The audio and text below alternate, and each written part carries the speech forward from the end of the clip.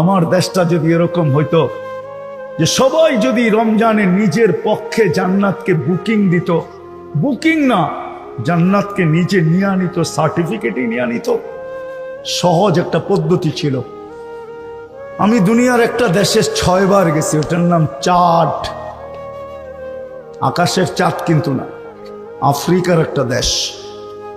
ওই দেশে আমি দেখছি রমজানে দৈনন্দিনের জিনিস যারা বিক্রি করে ওরা 1 পয়সা মুনাফা নেয় না। আমি জিজ্ঞেস করছি কেন নেও না? আমরা গরিব মানুষ তো, রমজান জান্নাত কামানের মাস, আমরা সহানুভূতির মাধ্যমে জান্নাতকে নিজের পক্ষে লেখায় নিতে চাই। এটা হলো বিক্রেতার কথা। ক্রেতারকে জিজ্ঞেস করছি তোমরা কি করো?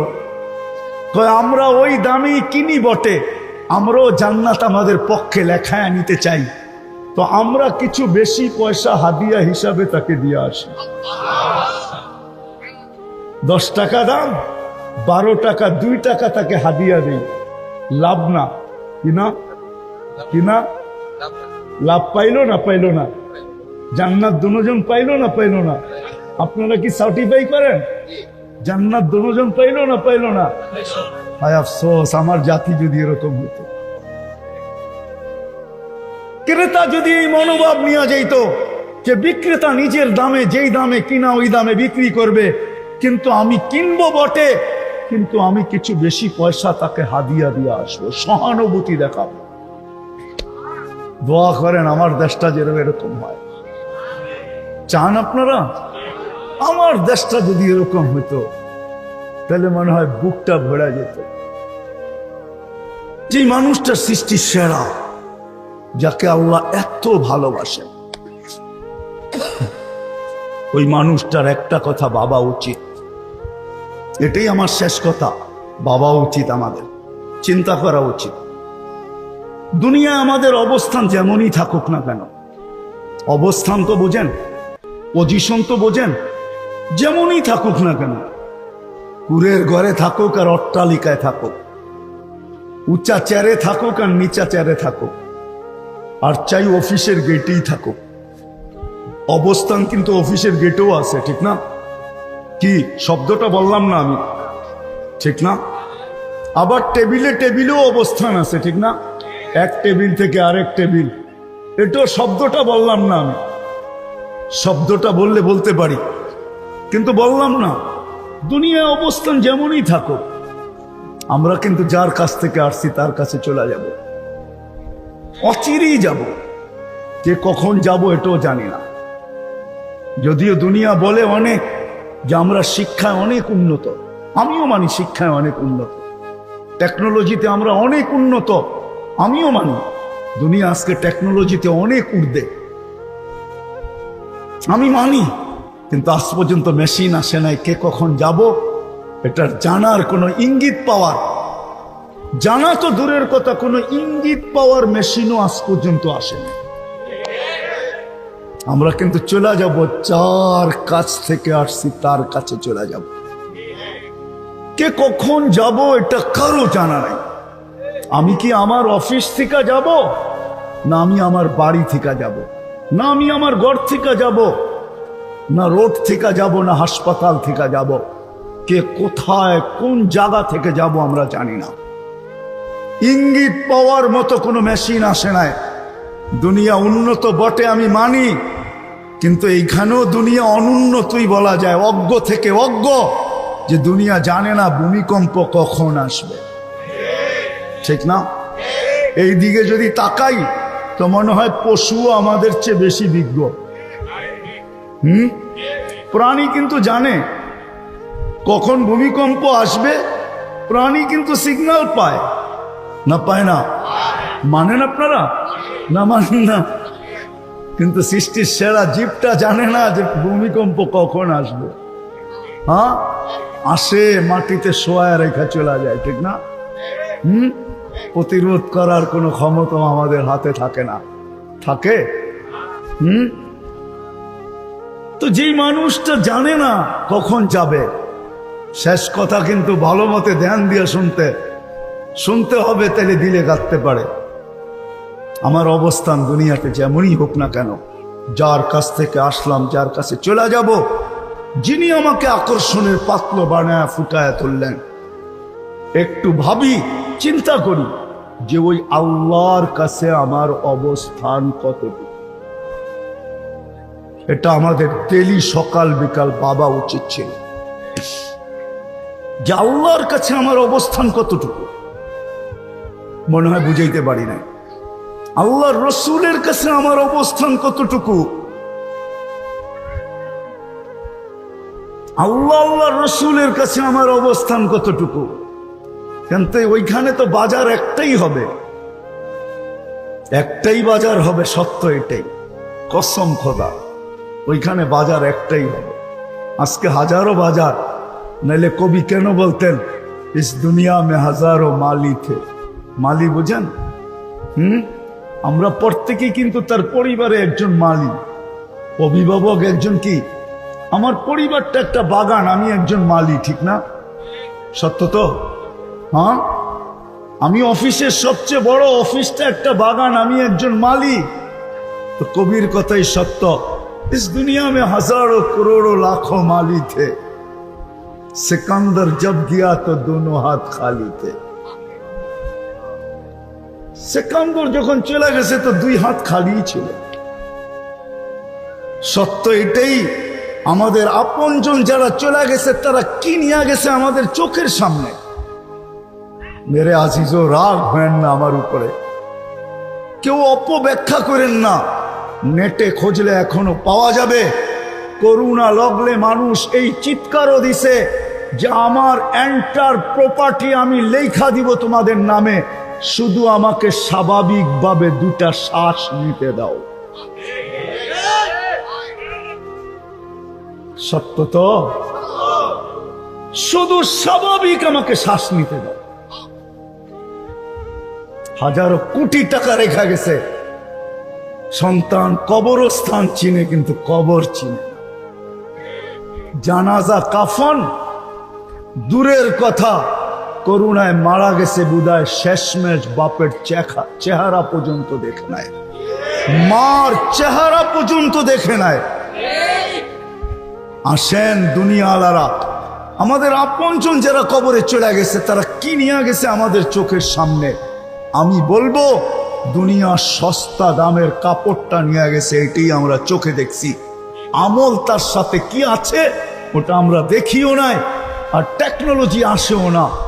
দুনিয়া মঙ্গল গ্রহের ছবি আনতে পারে বটে, কিন্তু 2.5 হাত মাটির নিচের ছবি আজ পর্যন্ত আনার ক্ষমতা বিজ্ঞানের নাই।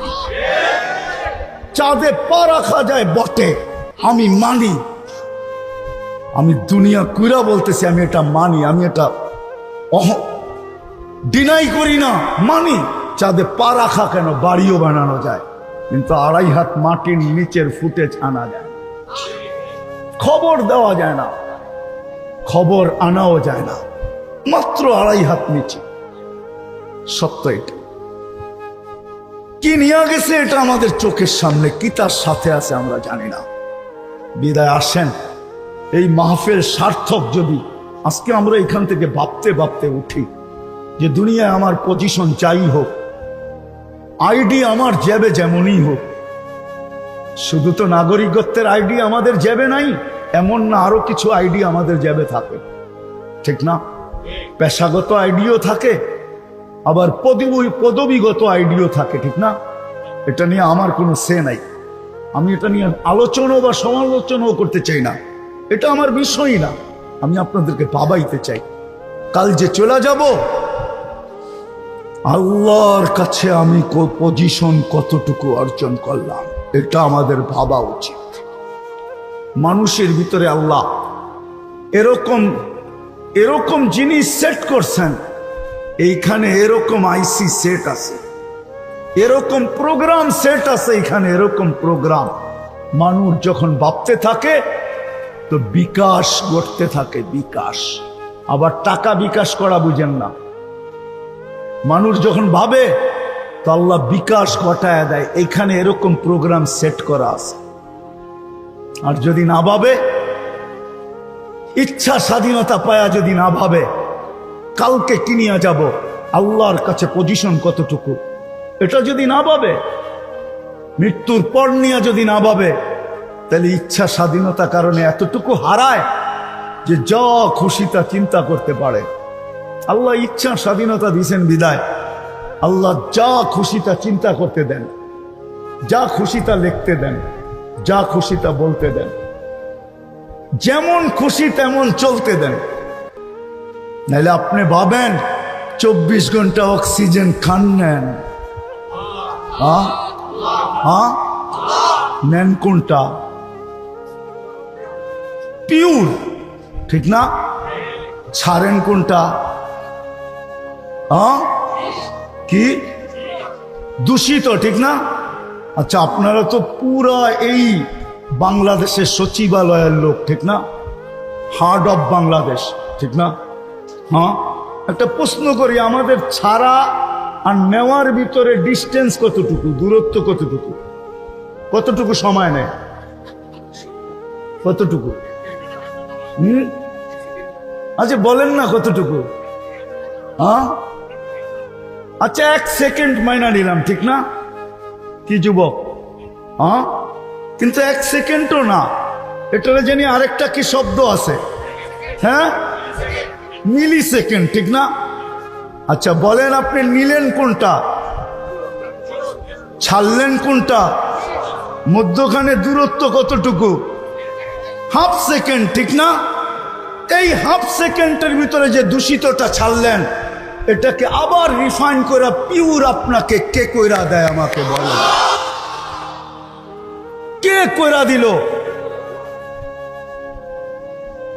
হয় স্বাধীনতা যদি না দিতেন, হাফ সেকেন্ডের ভিতরে আপনি ছাড়লেন, দূষিতটা নিলেন, পিওরটা, ওই দূষিতটাকে আবার রিফাইন করে আপনাকে ফেরত দিতেছে। আরেকটা দিয়া বুঝাইলে মনে হয় ভালো হবে। 2020-এ যারা আমরা মাস্ক পরছি, একসাথে কয়টা পরছেন? বলেন, যখন আপনি নিছিলেন তখন কোনটা? পিওরটা, ঠিক না? যখন ছাড়ছিলেন তখন কোনটা? এই 3টা মাস্কের ভিতর দিয়ে এই হাফ সেকেন্ডের ভিতরে এটাকে পিওর করে আবার আপনাকে সাপ্লাই দিল কে? যদি না দিতেন, 8 ঘন্টা আপনি অফিসে থাইকা আপনি যদি ওই পিওরটা ছাড়তেন, তাইলে দূষিতটা ছাড়তেন, আবার ওইটাকে টানতেন। এইভাবে যদি 8 ঘন্টা ডেলি আপনি দূষিতটা টানতে থাকতেন, আপনার বিজ্ঞান দিয়ে আমাকে বুঝান, আমাকে WHO থিওরি দিয়া বুঝান, আমাকে ডাক্তারি বিজ্ঞান দিয়া বুঝান, 8 ঘন্টা যদি আপনি কার্বন ডাই অক্সাইড টানতে থাকেন, আপনি সুস্থ থাকতেন তো থাকতেন কতক্ষণ? আমাকে বুঝান, বুঝান আমাকে।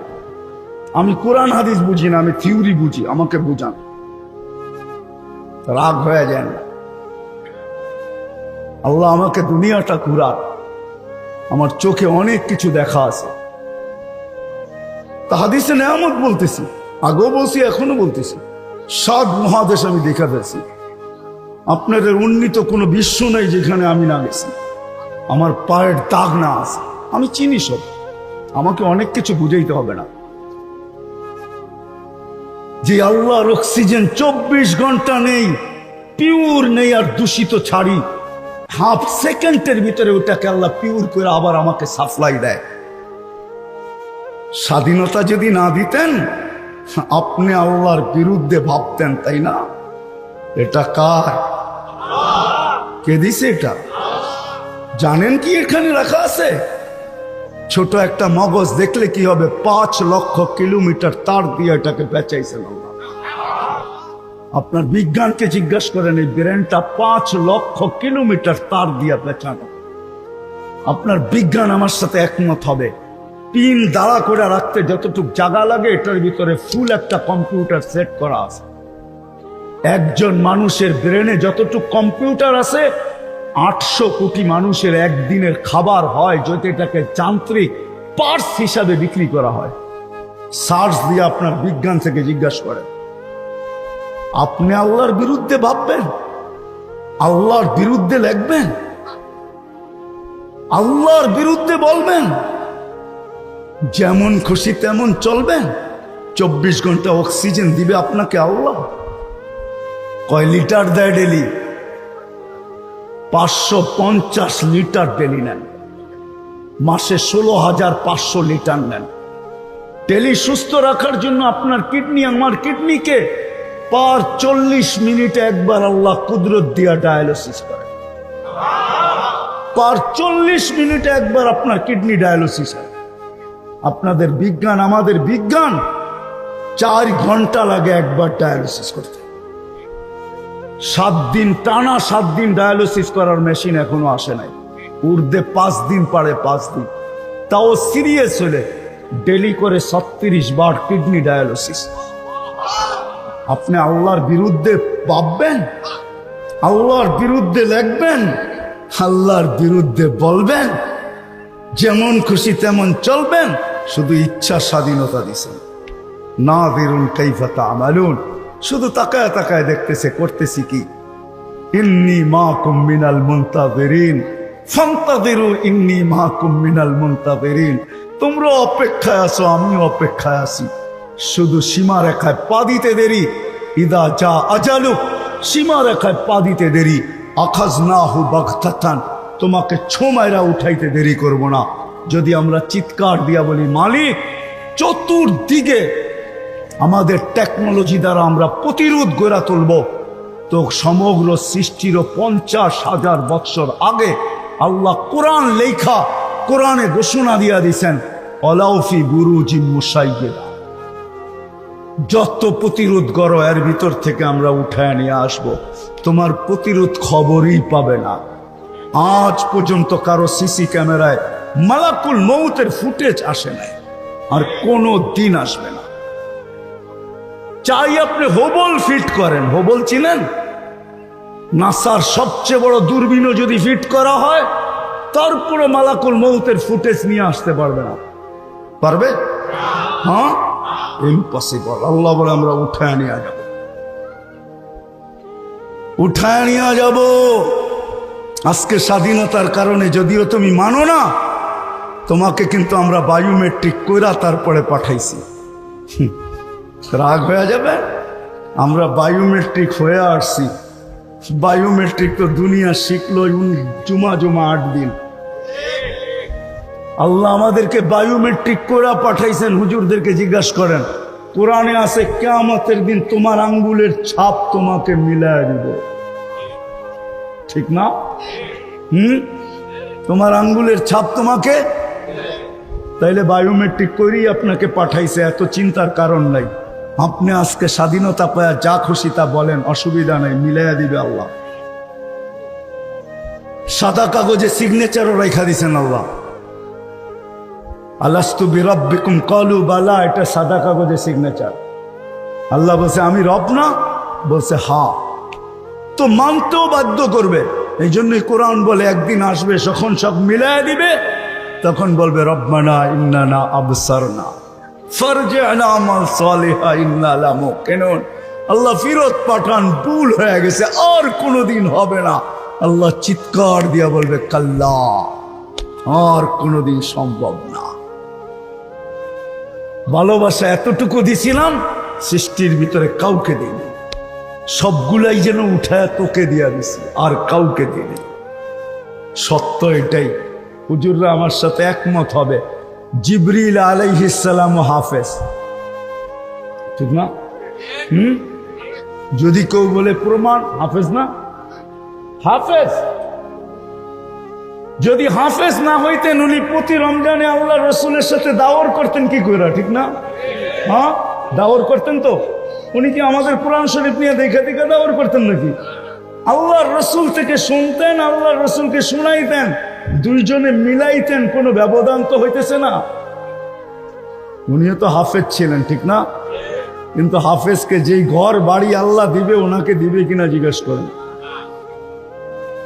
সৌভাগ্যবান ওই সমস্ত মানুষ, মা বাবা যাদের সন্তান হাফেজ। ইন্না ফিল জান্নাতি লানাহরা। শুধু আমাদের ঢাকা শহরে হাতির ঝিল নাই, জান্নাতও একটা লেক আছে। শুধু বঙ্গভবনের পাশেই লেক নাই, শুধু ধানমন্ডি গুলশানি লেক নাই, আরো লেক আছে ঢাকা শহরে, ঠিক না? জান্নাতও একটা লেক আছে, ইউকালু লাহু রাইয়ান ফিহি মদিনাতুম মিন মারজান। ওইখানে একটা শহর বানায় দিবে আল্লাহ হাফেজকে, মদিনাতুম মিন মারজান, পাথর দ্বারা। লাহু ৭০,০০০ বাবান, ওটা ৭০,০০০ গেট হবে। আলা কুল্লি বাবিন ৭০,০০০ মালাইকাতান, প্রত্যেক গেটে ৭০,০০০ ফেরেশতা হবে। হাদা লি হাফিজিল কুরআন, এটা হাফেজে কোরআনকে আল্লাহ গিফট দিবে, গিফট। প্রত্যেক গেটে যখন যাবে তো ৭০,০০০ ফেরেশতা গার্ড অফ অনার দিবে, আর প্রত্যেকে তাকে উপটকুন দিবে আর বলবে হাদা কেরামাতান লিল কুরআন, এটা কোরআনের কেরামত স্বরূপ তোমাকে দেওয়া হলো। সর্বশেষ গেট যখন অতিক্রম করবে ৪৯০ কোটি ফেরেশতা তাকে গার্ড অব অনার দিবে। শুধু শুধু হুজুররা পাগল হয় নাই। আপনারা তো বলেন আমরা ধর্ম ব্যবসা করি, ঠিক না? ধর্ম ব্যবসা যদি করতাম, যুক্তিসঙ্গত কথা আপনাদেরকে আমি জিগাইতে চাইতেছি, উঠাউঠি করেন না, আমি ৬০ জায়গায় চলে আসছি। যুক্তিসঙ্গত কথা, ঢাকা শহরে অটো চালাইলে কয় টাকা পাওয়া যায়? হ্যাঁ, রিক্সা চালাইলে ১,০০০, ঠিক না? মেনা নিলাম, মাসে কয় হাজার? বাংলাদেশের ঢাকা শহরের কয়জন ইমামের বেতন ৩০,০০০ আছে বলেন? কয়জন মাদ্রাসার উস্তাদের বেতন ৩০,০০০ আছে? ব্যবসা কাকে বলে? লাভ যেদিকে দেখে ওইদিকে চাপ দেয়, ঠিক না? ব্যবসা কাকে বলে? যেদিকে লাভ দেখে ওইদিকেই ঝাঁপ দেয়, ঠিক না? ৩০,০০০ তো কামান যায়, এখানে তো ১৫,০০০ পায়া বসে আছে। তাহলে অটো কেন চালায় না? অটো চালাইতে অক্সফোর্ডের ডিগ্রি লাগে না ঢাকা ইউনিভার্সিটির মাস্টার্স লাগে না ২ বছর যায় কোনোখানে ট্রেনিং নিতে হয়? অটো চালাইলে ইজ্জত চলে যাবে? হালাল রুচিতে কোনো ইজ্জত যায় না, কোনো ইজ্জত যায় না। আপনি ছোট চোখে দেখতে পারেন, তাতে কিছু আসে যায় না। রিক্সা চালানোওয়ালা যদি ভাবে যে আল্লাহর কাছে পরিচয় কতটুকু আমার, আজকে যদি ভাবে আর ওই অনুযায়ী বেশি দিতে হবে না। আমি তো বলি ৩২, একটু আগে বলছিলাম, যদি শুধু ৩২ মিনিট ডেলি আল্লাহ দিয়া দেয়, আল্লাহকে দিয়া দেয়, ও সারাদিন পরে ঘরে ঢুকবে তো কসম খোদার রব্বে কাবার কসম, ও এরকম ঘরে ঢুকবে যেরকম ওর মা ওকে এই মুহূর্ত জন্ম দিল, নিষ্পাপ। হাদিসে কুদসি আছে, ও নিষ্পাপ ঘরে ঢুকবে। আপনারা বলেন ধর্ম ব্যবসা করে ১৫,০০০ টাকায় তেলে পড়ে আছে কেন? অটো চালায় না কেন? ৫,০০০, ৭,০০০, ১০,০০০ টাকা বেতনে পড়ে আছে কেন? দায়িত্ব কাঁধে, এই জন্য পড়ে আছে, নাইলে পড়া থাকতো না। ও কিছু বুঝা পড়ে আছে। আপনি যেরকম কিছু বুঝা দৌড়াইতেছেন, ও কিছু বুঝা পড়ে আছে। এত চক্রাঙ্গানি, এত কিছু সয়া পড়ে আছে। নাইলে বাংলাদেশটা নড়তো চড়তো আর পড়তো না, এরকম কোনোদিন হতো না। 7.8 ভূমিকম্প বাংলাদেশও দেখছিল, মনে আছে না? ভুলে গেছেন? 2013 31st নাইটের পরের দিন রাষ্ট্র 5টা 5 বা 15-তে 7.8 যে ভূমিকম্প তুর্কিতে আসছে।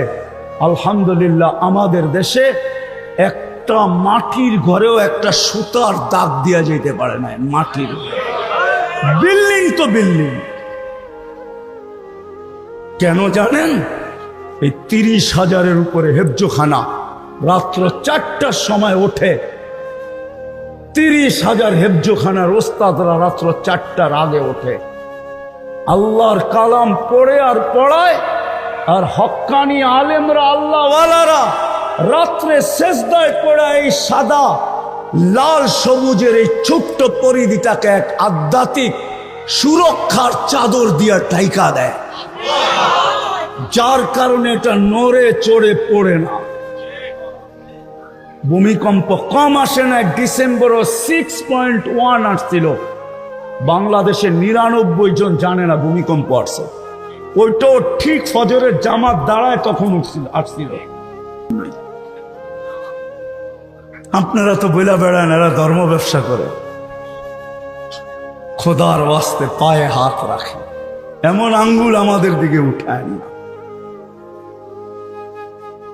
হইতে পারে আল্লাহ সইতে নাও পারে।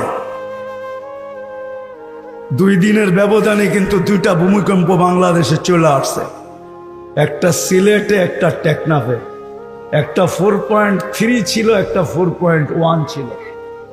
দুটা কিন্তু দুই মাথা, সিলেটও এক মাথা, টেকনাফও এক মাথা। হ্যাঁ, জানেন না? জানেন না? হ্যাঁ, খোদারা আসেন আজকে একটু ভাবি। বেশি দিতে হবে না আল্লাহকে, আল্লাহ ভালোবাসে। যদি 32 মিনিট আল্লাহকে দিয়া দেই আর ডেলি একটু ভাবি যে আল্লাহর কাছে আমার অবস্থান কতটুকু, ভাবনা বিকাশ ঘটাবে। ভাববেন রাস্তা আপনার সামনে খুলে আসবে, কিন্তু আমি রাস্তা দেখাইয়া দিতেছি। কি ভাববেন? ভাববেন? হ্যাঁ, ওয়াদা? 32 মিনিট আল্লাহকে ডেলি দিবেন? 32 রাকাত নামাজ পড়তে 32 মিনিটের বেশি লাগে না। কি রাজি? দেখি কে কে। হ্যাঁ, নামান নামান নামান, নামাজ করেন, নামাজ করেন না, মনোযোগ দিয়ে শুনেন। আর সর্বশেষ বাবার পরে আপনি যদি ভাবেন তাহলে ইনশাআল্লাহ বিকাশ ঘটবে।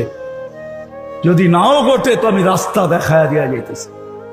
হক্কানি আলেম ওলামা আল্লাহওয়ালাদের সাথে নিজেকে যত বেশি পারেন, জলদি পারেন, নিজেকে সংযুক্ত করেন।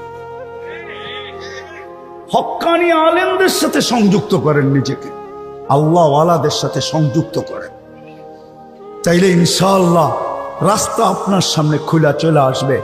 চলে তো যাব, দুনিয়ার থেকে কিনিয়া যাব, এটা তো সত্য, চোখে দেখতেছি। কিন্তু এর পিছনেও আরেকটা নেওয়ার আছে। এই জন্যই যেই ঘরে লাশ হয়, কেউ মারা যায়, তা একটা ফেরেশতা চিৎকার দিয়া বলে জাহাবাতিল আমওয়াল, এই ব্যক্তির সমস্ত অর্জন হাতছাড়া। নিয়া কি যাবে তা তোমাদের চোখের সামনে। বাকিয়াতিল আমাল, সঙ্গে শুধু আমল যাবে। খায়রা ফা খায়রা, ভালো যদি হয় তো সে ভালো পাবে। শাররা ফা শাররা, খারাপ যদি হয় তো একাই ভোগ করতে হবে। এই জন্যই আলী রাদিয়াল্লাহু তাআলা আনহু বলেন, কবরের পাশ দিয়া যখন মানুষ যায় তো দুটা হুকুম। কবরের পাশ দিয়া যখন কেউ যায় তো মুসলমানকে হুকুম দিছেন, কিতাবে হাদিসে আলেম মনীষীরা হুকুম দিছেন, যখন যাও তো একটু স্লো কইরা হইলেও একবার সুবহানাল্লাহ পড়া কবরবাসীকে দিয়া যায়। একবার সুবহানাল্লাহ পড়া হইলেও কবরবাসীকে দিয়া যায়। কেনারা বড় অসহায় আছে, বড়। আলী রাদিয়াল্লাহু তাআলা আনহু বলেন, যখন তোমরা যাও তো কবরওয়ালারা চিৎকার দিয়া বলে, ইন্তাকালনা মিন দারিল গুরুর, তোমাদের মতো আমরাও ছিলাম, কিন্তু এইখানে আসার পরে জানতে পারলাম ওটা পুরাটাই ধোঁকার একটা ঘর ছিল। ধোঁকা, মরিচিকা ছিল, ধোঁকা ছিল, সম্পর্ক ধোঁকা, সবকিছু ধোঁকা। কথা লম্বা হয়ে যাবে, নাইলে আমি তারপরও বলতেছি, এই মজমায় কয়জন পাবো আমি, এই মজমায় কয়জন পাবো আমি জানি না, যে ডেলি 2 রাকাত নফল বেশি পড়ে, এই নিয়তে পড়ে যে আল্লাহ মা চলে গেছে, বাবা চলে গেছে, আমি 2 রাকাত নফল পড়লাম, 1 রাকাত বাবাকে দিয়েন, 1 রাকাত মাকে দিয়েন। এরকম অভ্যস্ত এই মজমায় কয়জন আছে যাদের মা বাবা নাই আমি জানি না, যে আমি ডেলি অভ্যস্ত শুধু 2 রাকাত নামাজ পড়ি, আর আল্লাহকে বলি 1 রাকাত মা 1 রাকাত বাবাকে দিয়ে দিই। তাইলে কত বড় ধোঁকা। আমরা তো তাদেরই সন্তান, সন্তান হওয়া সত্ত্বেও এই জন্য আলী রাদিয়াল্লাহু তাআলা আনহু বলে, কবরের পাশ দিয়া যখন যাও তো কবর চিৎকার দেয়, ইন্তাকালনা মিন দারিল গুরুর, ধোঁকার ঘরের থেকে আমরা চলে আসছি, ছিলাম, চলে আসছি, তোমরা আসো, তোমরাও চলে আসবে। ইলা দারিল গুরাবা, এক অপরিচিত জগতে চলে আসছি। সাহায্য করাও যায় না, খবর নেওয়াও যায় না, দেওয়াও যায় না। এইখানে বিলকুল অপরিচিত, আমারটা আমাকেই ভোগ করতে হতেছে। এই জন্য আসেন, 32 মিনিট ডেলি আল্লাহকে দিব, ভাববো যে আল্লাহর কাছে পজিশন কতটুকু, আর পজিশন নিয়েই যেতে হবে, এটাই সত্য। তৃতীয়, হক্কানি আলেম ওলামা আল্লাহওয়ালাদের সাথে যত তাড়াতাড়ি পারি নিজেকে সংযুক্ত করি। কেননা আল্লাহ রসুলের ভবিষ্যৎবাণী আছে, একটা দিন আসবে ঘুমের থেকে উঠা দেখবে এদেরকে উঠায় নিয়ে গেছে। সত্য এরকম। 2020 আর 21 আপনারা মানবেন আর না মানেন, কিন্তু আমার ওলামা মানবে, সারা দুনিয়াকে আল্লাহ শূন্য করে বড় বড় আলেমদেরকে নিয়ে গেছে। সত্য তো? কি হুজুর ভুল বলতেছি? আপনারা বলেন করুণার বৎসর, আমরা বলি এটা আম্মাতুল হুজান। করুণার বৎসর ছিল না, এটা দুঃখের বৎসর ছিল। বড় বড় আলেমদেরকে উঠায় আল্লাহ নিয়ে গেছেন, যারা দুনিয়ার ভিত্তি ছিল, ভিত্তি। আমরা না, আমাদের কোনো ভ্যালু আল্লাহর কাছে তেমন নাই। আমাদেরকে নিয়ে ফুটবলও খেলতে পারেন, কোনো অসুবিধা নেই। এই জন্য ওদেরকে আল্লাহ উঠায় নিয়ে গেছেন, বড় বড় আলেমরা চলে গেছে। বাকি কিছু এখনো আছে, তাড়াতাড়ি সংযুক্ত হন, নাহলে একদিন ঘুমের থেকে উঠা দেখবেন এরাও চলে গেছে। তখন আল্লাহ দুনিয়াকে নিয়ে খেলবে, এটা সত্য, খেলবে। এটাও কোরআন হাদিসে আছে, তখন আল্লাহ দুনিয়াকে নিয়ে কি করবে?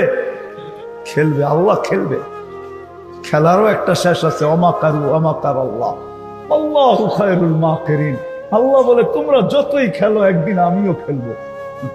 আমি অন্য তর্জমা করলাম, ওলামায়ে কেরাম রাগ হয়েন না, অন্য তর্জমা করলাম, তোমরা খেলো আমরাও খেলবো। আসেন, সম্পর্ক জড়বো তো। আমাদের দেশের মতো সুবর্ণ সুযোগ দুনিয়ার কোথাও নাই। আর ইনশাআল্লাহ যতদিন আমাদের দেশে এই পরিবেশগুলো থাকবে, এরকম দিনী মাহফিল হইতে থাকবে, মসজিদ মাদ্রাসা মক্তব হেফজোখানা নামাজি পর্দা নিশিন, যে একটা পরিবেশ আমাদের দেশে বর্তমানে আছে, এটা যতদিন টিকা থাকবে, আমার বিশ্বাস, আমি মনের অন্তরের অন্তঃস্থল থেকে বলতেছি, যত দুর্যোগের স্লোগানই দেওয়া হোক, আমাদের দেশে কোনো বিপর্যয় আসবে না, ইনশাআল্লাহ আসবে না। লেখা রাখেন দিন তারিখ দিয়ে, হয়তো নাও থাকতে পারি, কেননা 2-4টা প্রমাণ আমাকে এটাই বলে। 7.8 যখন আসছে বিপর্যয় হয় নাই, 10 নম্বর মহাবিপদ সংকেত আসছে, বিপর্যয় হয় নাই। করোনা নিয়ে সারা দুনিয়া বলছে সবচেয়ে বড় বিপর্যয় বাংলাদেশে হবে, আল্লাহর মেহেরবানিতে হয় নাই, তো সামনেও কোনো বিপর্যয় হবে না যতদিন এই পরিবেশ থাকবে।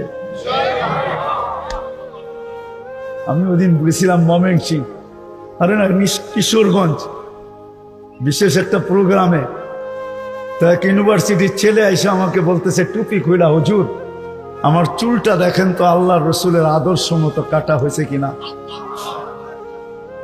আমার একটা বয়ানে আছে যে জীবনে একবার হইলো আল্লাহর রসুলের আদর্শ মতো চুল কাটো। এই মনোভাব, এই নিয়তে, এই ধারণায় যে যেদিন কিয়ামতের দিন দেখা হবে, তো হাত পাইতা বলবে একদিন আপনার আদর্শে চুল কাটছি, কি দিবেন দেন না। আমার মনটা ভরে গেছে। ইউনিভার্সিটির ছেলে এসে বলতেছে হুজুর টুপিটা খুললাম, দেখেন তো আল্লাহ রসুলের আদর্শ মতো কাটা হইলো কিনা। তো ওই দিন আমি অসুস্থ ছিলাম, ওর কথাটা শুনে সুস্থ হয়ে গেছি। ও বলতেছিল আমিও কিয়ামতের দিন হাত পাতবো যে একদিন হইলেও তো আপনার আদর্শ মতো চুল কাটছি, আমাকে কি দিবেন। প্রত্যেকটা অঙ্গের আমার উপরে অধিকার, আমার কাছে প্রত্যেকটা অঙ্গের অধিকার আছে, এটাকে রক্ষণাবেক্ষণ করা আমাদের দায়িত্ব। ঠিক দুনিয়াটাকে আল্লাহ সাজায়া দিয়েছেন, আমরা বসবাস করতেছি। কেউ বলতে পারবে না যে আমি কয়টা গাছ লাগাইছি আর আল্লাহ কয়টা লাগাইছে, কি বলতে পারবেন? রূপগঞ্জালারা পারবে না, 2500 আমেরিকালারও পারবে না, এত মেশিন। আল্লাহ সাজায় আমাদেরকে উপহার দিয়েছেন, আমরা বসবাস করতেছি। এটা হলো বাহ্যিক পরিবেশ। বাহ্যিক পরিবেশ যেরকম আমাদের জন্য 2টা হুকুম। একটা হুকুম হলো তুমি স্বাস্থ্যকর পরিবেশ, সবার কাছে এটা দেশের দাবি, দুনিয়ার দাবি যে পরিবেশটা যেন স্বাস্থ্যকর হয়। কিন্তু এর পিছনে আরেকটা দাবিও আছে, আমার শরীরের ভিতরও রোগ প্রতিরোধ ক্ষমতা থাকতে হবে। তাইলে স্বাস্থ্যকর পরিবেশ আমাকে আরো সুস্বাস্থ্য বানাবে। আর যদি রোগ প্রতিরোধ ক্ষমতা আমার ভিতরে না থাকে, তাহলে স্বাস্থ্যকর পরিবেশ থাকা সত্ত্বেও আমি সুস্বাস্থ্য নিয়ে থাকবো না, কারণ আমার ভিতরে রোগ প্রতিরোধ ক্ষমতা নাই, অ্যান্টিবডি যাকে বলে। যার কারণে আমি স্বাস্থ্যকর পরিবেশও দিন দিন অসুস্থ হইতে থাকবো। একদিন দেখা যাবে হয়তো আমি মৃত্যুর কোলে ঢেলা পড়ছি।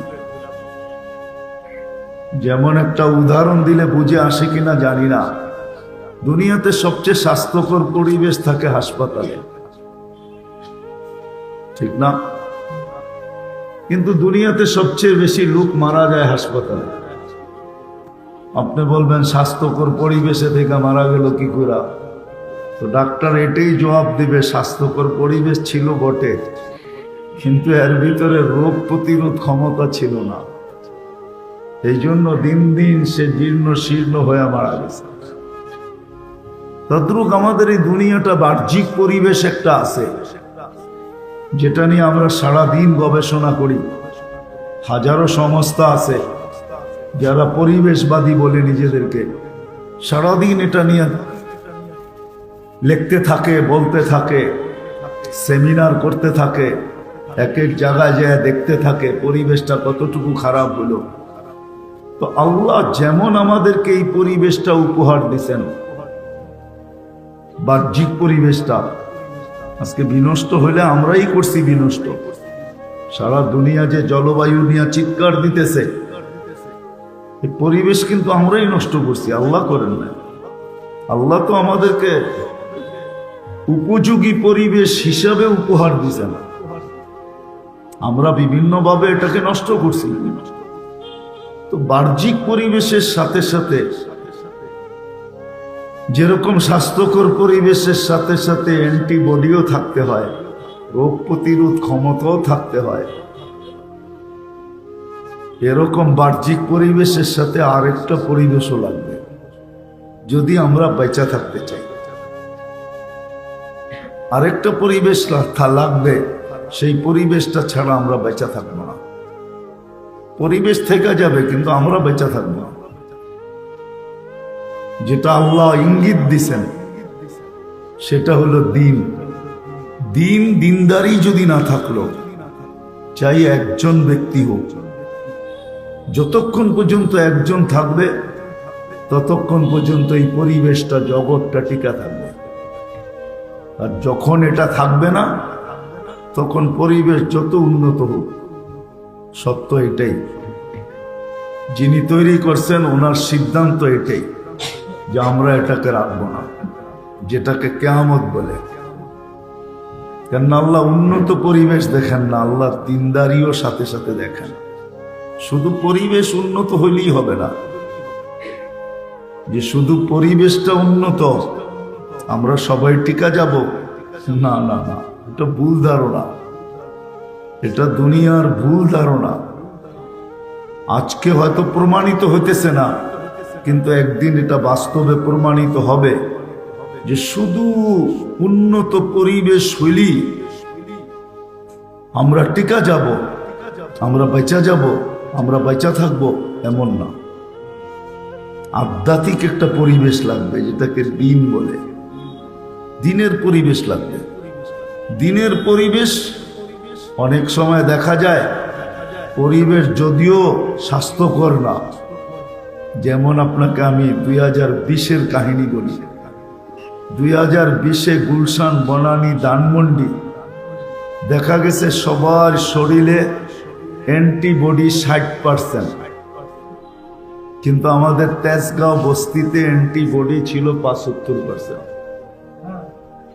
কিন্তু বস্তি তো বস্তি হয়, ওটা স্বাস্থ্যকর পরিবেশ না, কিন্তু অ্যান্টিবডির কারণে ওইখানে সবাই সুস্বাস্থ্যে আছে, অ্যান্টিবডি পাওয়ারফুল। কিন্তু বাকিটা ওটা স্বাস্থ্যকর পরিবেশ, কিন্তু অ্যান্টিবডি দুর্বল। আক্রান্ত হইলে সেরা উঠতে বহুত কষ্ট। তো অনেক সময় পরিবেশ সুন্দর যদি নাও হয়, স্বাস্থ্যকর না হয়, কিন্তু যদি ভিতরে অ্যান্টিবডি থাকে, সুস্বাস্থ্য থাকে, তাহলে দেখা যায় নোংরা পরিবেশও বেঁচা যায়, বরং আমাদের চেয়ে ভালো চলে। ওদের গায়ে শক্তি আমাদের চেয়ে বেশি, কিন্তু পরিবেশটা নোংরা, স্বাস্থ্যকর না। তদ্রূপ বাহ্যিক পরিবেশ যদি নাও থাকে, শুধু দিনদারি পরিবেশ যদি হয়, যেমন তাকাইলে দেখা যাবে বাহ্যিক পরিবেশ হিসাবে সাহাবাদের কাছে কিচ্ছু ছিল না, কিন্তু দিনদারি ছিল। দিনদারি থাকার কারণে ওনারা যেখানে উঠছেন আমরা ওইখানে উঠার আশাই রাখতে পারি, কিন্তু কোনোদিন উঠতে পারবো কিনা আমরা জানি না। বাবার বিষয়, কিন্তু আল্লাহ ভাবনা ক্ষমতা আমাদেরকে দিচ্ছেন, এই জন্য বাবা চাই। বেশি দিন তো এখানে থাকবো না, সবাই চলে যাবে, কিন্তু যতদিন থাকবো অতদিন কিভাবে থাকবো, কোন পরিবেশে থাকলে আমরা টিকা থাকবো, সুস্থ থাকবো, সবল থাকবো, সুন্দর থাকবো, ভালো থাকবো, ওই জিনিসটাই আল্লাহ বুঝাইতে চাইতেছেন আল্লাহ রসূল সাল্লাল্লাহু আলাইহি ওয়াসাল্লামের মাধ্যমে, যে দিনদারি নিয়ে থাকবো, দিনদারি নিয়ে থাকবো, দিনদার ওয়ালা জিন্দিগি হবে, আমল ওয়ালা জিন্দিগি হবে। দিনদার আমরা হব তো কসম খোদার, পরিবেশ যেমনই থাকুক আমরা ভালো থাকবো। সাহাবায়ে কেরামের ভিতরে ভালোই ছিল, ছিল না দুনিয়ার কোনো বস্তু। পরিবেশগত দিক দিয়ে দেখলে দেখা যাবে কেউ ছিল না। এক হাদিসের দিকে তাকাইলে দেখা যায় সাহাবায়ে কেরামের ঘর বাড়িও ছিল না, বেশি সময় ঘরে থাকতে পারতেন না। আল্লাহ রসুল কোন এক পর্বে জিজ্ঞাসা করছিলেন সাহাবায়ে কেরামদেরকে যে তোমরা রাস্তায় বসো কেন? তো বলছে লাইসা লানা বুদ্দুনিয়া রাসূলুল্লাহ, আল্লাহ রসুল আমাদের ঘরে এতটুকু জায়গা নেই, বিবি বাল বাচ্চা আছে, ছেলে মেয়ে আছে, এদের সামনে সারাক্ষণ ঘরে বসে থাকা, এদের চলাফেরায় ব্যাঘাত ঘটে, আমাদের এতটুকু অ্যাবিলিটি নাই যে আমরা সবসময় ঘরে থাকতে পারি, এই জন্য আমরা রাস্তায় বসি। তো বলছে রাস্তায় যখন বসো তো রাস্তার হক আদায় করো। তো আল্লাহ রসুল রাস্তার হক বলছে। বাহ্যিক পরিবেশ ওনাদের কিচ্ছু ছিল না, কিন্তু দিনদারি পরিবেশ ছিল, যার কারণে প্রত্যেক মানুষ সুখী ছিল, প্রত্যেক মানুষ আনন্দে ছিল, লাইফের বড় এনজয় ছিল এখানে, এনজয়, জীবনের বড় এনজয় ছিল এখানে। এই জন্য শেষ কথায় চলে আসছি, বাহ্যিক পরিবেশের সাথে সাথে যেমন আমার শরীরটা আল্লাহ সাজায় দিয়েছেন, আমার উপরে হক দিয়া দিয়েছেন আমি এটাকে সুরক্ষিত করি।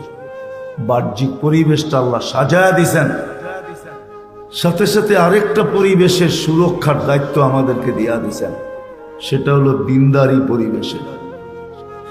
আর এটা আল্লাহ মেহেরবানি করে দিয়েছেন, আল্লাহ সদিচ্ছা আমাদেরকে মানুষ বানাইছেন, মুসলমানের ঘরে অস্তিত্ব দিয়েছেন।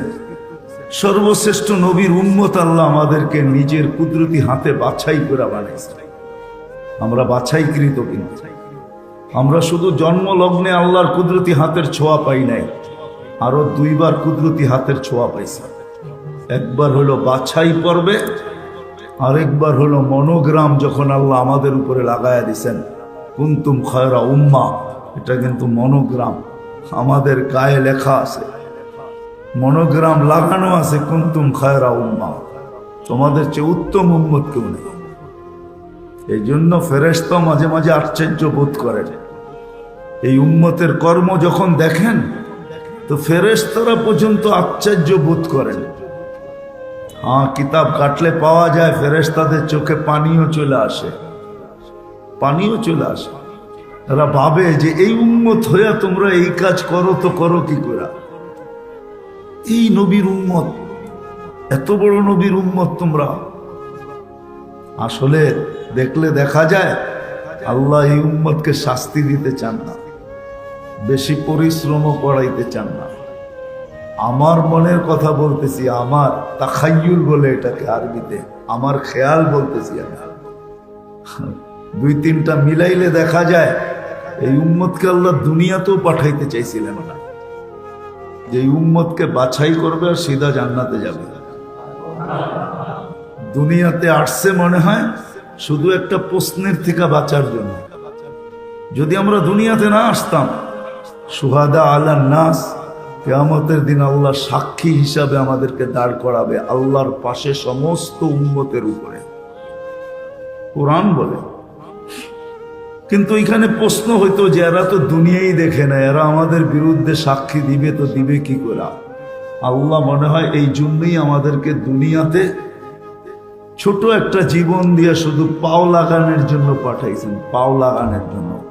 কালকে যদি কেউ প্রশ্ন করে আল্লাহ যেন বলতে পারে যে পায়ে দেখো এখনো মাটি লাগানো আছে, এরা দুনিয়া পাড়ায় আসছে, বিদায় এরা সাক্ষী দিতে পারছে। ছোট একটা জীবন দিয়ে পাঠাইছে। 2 পর্বে আমাদেরকে মাফ করে দিয়েছেন, জীবনের 2 পর্বে আমাদের উপরে মাফ। জন্ম নেওয়ার থেকে নিয়ে 15 বছর বালেগ হওয়া পর্যন্ত এই সময়টা মাফ। আর আমরা প্রতিদিন যতক্ষণ ঘুমন্ত থাকি অতক্ষণ মাফ। কলম উঠানো থাকে, কিচ্ছু লেখে না। বলবেন বাকি গুনাহগুলা, ওটাও তো বলে দিছে ইয়াফু আন কাসীর, তোমাদের অধিকাংশ গুনাহ এমনি মাফ করে দেই, চাইতে হয় না। তারপরে যা থাইকা যায় ওটার জন্য সিস্টেম করে দিছে, যে সিস্টেমে চলে আসো ওটুকু মাফ হয়ে যাবে। বলছে সেই সিস্টেম কি? কয়েক নামাজের থেকে আরেক নামাজে পা দিতে দেরি, মধ্যবর্তী গুনাহ মাফ হতে দেরি হবে না। কিন্তু উলামা মতানৈক্য করবে, বলবে সগীরা মাফ হবে, কবিরা মাফ হবে না। কিন্তু একদল এই পক্ষেও আছে যে কবিরও মাফ হয়ে যাবে। আমি কবিরা আলাদের পক্ষে, যে ওটাও মাফ হয়ে যাবে, ওটাও মাফ হয়ে যাবে। কেন একটা জিনিস তাকাইলে দেখা যায় এই উম্মত কবিরা গুনাহ করবে, এটা ভাবা যায় না। মুসলমান কবিরা গুনাহ করবে আর এটা ভাবা যায় না। আর কবিরা গুনাহ করবে, বুকে ব্যথা উঠবে আর হাসপাতালে যাবে না, এরকম যেমন হয় না, এই উম্মত কবিরা গুনাহ করবে আর সাথে সাথে তওবা করবে না, এটাও হয় না। প্রথম তো এই উম্মত কবিরা গুনাহ করবে এটাই ভাবা যায় না। হুজুররা জানে, এক কিতাব পড়ে আসছে মাদ্রাসায়, নুরুল আনোয়ার, ওটা যিনি লেখছেন ওনাকে আইসা লোকেরা বলছে আপনার স্ত্রী বিধবা হয়ে গেছে। তো উনি কাঁদতে ছিলেন মোল্লা জীবন। সবাই জিজ্ঞেস করছে আপনি কাঁদেন কেন? আমার স্ত্রী বিধবা হয়ে গেছে। আপনি তো জীবিত, স্ত্রী বিধবা হয় কি করে? আমি তো কোনোদিন ভাবতে পারি না মুসলমান মিথ্যা কথা বলে। মিথ্যা কথাও তো কবিরা গুনাহ, মুসলমান মিথ্যা কথা কি করে বলে? তো সত্য এটাই। আসেন, দিনদারি পরিবেশ, এটা আধ্যাত্মিক পরিবেশ। ওই পরিবেশগুলা টিকা থাকার জন্যই কেন্দ্র হইল মাদ্রাসা, মসজিদ। যদি বলেন প্রমাণ, দুনিয়াতে এখনো মানুষ আসে নাই, আল্লাহ মসজিদ পাঠায় দিয়েছে। বোঝা গেল এই পরিবেশটা ছাড়া এই দুনিয়াটা টিকবে না। এই জন্য আল্লাহ পরিবেশ পাঠায় দিয়েছেন, আধ্যাত্মিক পরিবেশের কেন্দ্র পাঠায় দিয়েছেন। আপনি বলবেন মাদ্রাসা কোত্থেকে যোগ করলেন আপনি? হ্যাঁ, মক্কায় পরিবেশ ছিল না মাদ্রাসা বানানোর। এই জন্য আল্লাহ রসুল মদিনা মুনাব্বরায় যখন আসছেন, তো নিজের ঘরটা কেউ বলতে পারবে না আগে তৈরি করছেন, বা একটা কামরা তৈরি করছেন। যতদিন ছিলেন আবু আইয়ুব আনসারী রাদিয়াল্লাহু তাআলা আনহু ঘরে ছিলেন, কিন্তু ওইখানে থাকা অবস্থায় 2টা মসজিদ তৈরি হয়ে গেছে, একটা কোবায় আর আরেকটা মদিনা মুনাব্বরার মসজিদ আগে তৈরি করছে। আর মসজিদ তৈরি করার সাথে সাথে যারা হজে উমরায় যায়, একটু ওইখানে বৈশা দোয়া করার জন্য সবাই লড়তে থাকে। আসহাবে সুফা, যেটা উঁচা করে রাখা আছে, চবুতারার মতো বানানো আছে, সাথে সাথে আসহাবে সুফার মাদ্রাসা আল্লাহ রসুল প্রতিষ্ঠিত করছে। মসজিদ যেরকম আধ্যাত্মিক পরিবেশের কেন্দ্র, মাদ্রাসাও তেমন আধ্যাত্মিক পরিবেশের কেন্দ্র। যার কারণে আমাদের দেশটা নড়ে চড়ে পড়ে না। আমি তো 10 বছর ধরে বলতেছি, একদিন হয়তো পত্রিকায়ও উঠবে আশা করি। যে এইটাই বাস্তব হবে যে বাংলাদেশ নড়ে চড়ে পড়ে না। শতবার ভূমিকম্প আসছে, 7.8 তুর্কিকে শোয়া রেখা গেছে। 2013 সালে 31st নাইটের পরের দিন আমাদের দেশও আসছে, কিন্তু আলহামদুলিল্লাহ একটা টিনের ঘরও পড়ে নাই, একটা মাটির দেওয়ালেও সুতার দাগ লাগে। ভ্যাকসিন ব্যবহার করছে চুপে চুপে। কি ভ্যাকসিন ব্যবহার করছে বাংলাদেশওয়ালারা? ওটা খুঁজলে পাবেন ফার্মেসিওয়ালাদের কাছে যে কোন ভ্যাকসিন ব্যবহার করছে। ওই ওষুধের নাম আমি জানি কিন্তু বলবো না। ওই ওষুধ ব্যবহার করে ভালো হয়ে গেছে। আল্লাহ এই দেশকে বিপর্যয়ের থেকে বাঁচায় দিয়েছে। বাংলাদেশে করোনার রোগীকে যেরকম সৎ কাজ যত সুষ্ঠুভাবে, সহিভাবে, নিখুঁতভাবে হয়েছে, দুনিয়ার কোথাও এত নিখুঁতভাবে হয় না। করোনা লগ্নে যতগুলো সংস্থা কাজ করছে করোনার রোগীকে দাফন করার ব্যাপারে, সবগুলা মাদ্রাসা ভিত্তিক প্রতিষ্ঠান ছিল, আলেম ওলামা ভিত্তিক ছিল। এরা যেরকম কাফন ওরকম জানাজা, ওরকম দাফন। বরং বলা যাবে করোনা লগ্নে যারা মারা গেছে সুন্নত অনুযায়ী যদি দাফন হয়ে থাকে তো এদের হয়েছে সুন্নত অনুযায়ী দাফন। সুন্নতের চেয়ে এক চুল পরিমাণ এদিক ওদিক হয় না। কোন এটা নিয়ে গবেষণা চলতেছে যে কিভাবে বাঁচলো। এরকম প্রত্যেকবারই বেঁচে যেতেছে আর বাঁচবো ইনশাআল্লাহ যতদিন আমরা এই দুইটা পরিবেশকে ধরে রাখবো, মসজিদ মাদ্রাসার পরিবেশ আর আমাদের ব্যক্তিগতভাবে দিনদারি পরিবেশ। যতদিন আমরা ধরে রাখবো ইনশাআল্লাহ জমিনের পরিধিটা ছোট হইতে পারে, বড় আঁকা বাঁকা হইতে পারে, লাল সবুজের পরিধিটা বড় আঁকা বাঁকা হইতে পারে, বড় ছোট হইতে পারে, লোক সংখ্যা অনেক হইতে পারে, কিন্তু আজও সারা দুনিয়ার ভিতরে সবচেয়ে বেশি বরকত এই দেশে আছে। চ্যালেঞ্জ, সবচেয়ে বেশি বরকত এই দেশে।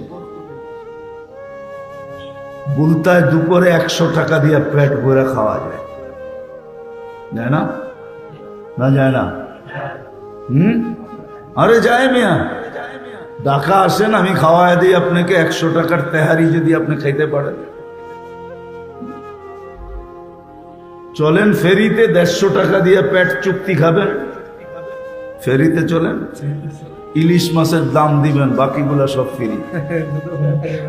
আমরা সফর করি তো আমরা জানি, আপনি এক জায়গায় বসে মাথা হেলাইলে হবে না। আমাদের দেশে যতটুকু বরকত আছে এরকম বরকত দুনিয়ার কোথাও নেই, কোথাও নেই। দুনিয়ার কোন দেশে 100 টাকা দিয়ে আপনি তেহারি খেতে পারবেন না, $1 দিয়ে, ইম্পসিবল। আমি তো ঘুরা বলতেছি, আপনি মিডিয়া দেখা বললে কি হবে, আমি তো চোখে দেখা বলতেছি। $1 দিয়ে দুনিয়ার কোথাও 1/2 লিটার পানি পাবেন না আপনি। এরকম দেশ আছে 1/2 লিটার পানি মিলবে না। 1 লিটার পানির দাম ইন্দোনেশিয়াতে 1,20,000 রুপি। কত? 1,20,000। শুধু 1 লিটার পানি ইন্দোনেশিয়ান রুপি। 1/2 লিটার পানির দাম হলো 60,000 রুপি। আমি নিজে 6 বার যায় খায় আসছি। আপনি মিডিয়া সার্চ দিয়ে আমাকে দেখাইলে চলবে না। তো বাংলাদেশে বরকত আছে, আলহামদুলিল্লাহ, সুম্মা আলহামদুলিল্লাহ। আমাদেরকে এই 3টা জিনিস ধরে রাখতে হবে: মসজিদ, মাদ্রাসা, দিনদারি পরিবেশ। 3টা যদি আমরা ধরে রাখতে পারি তাহলে ইনশাআল্লাহ আলহামদুলিল্লাহ সুম্মা আলহামদুলিল্লাহ আমাদের দেশে যারা $1,100 বেতন পায়, 10,000 টাকা, গ্রামগঞ্জে ওরাও খুব ভালোই চলে, খারাপ চলে না, ভালো চলে। খায়ালিয়া প্রমাণ চাবেন? ওই আমার পাশে যে হুজুররা বসে আছে এদেরকে দেখেন, 10,000-এর উপরে বেতন কারো মনে হয় নাই, কারো নাই। আপনি কাপড় দেখেন, গায়ের কালার দেখেন, বাড়িতে যেয়ে দেখেন মহব্বত কতটুকু। বাচ্চা কাচ্চা বিবি বাল বাচ্চার সাথে মহব্বত কতটুকু।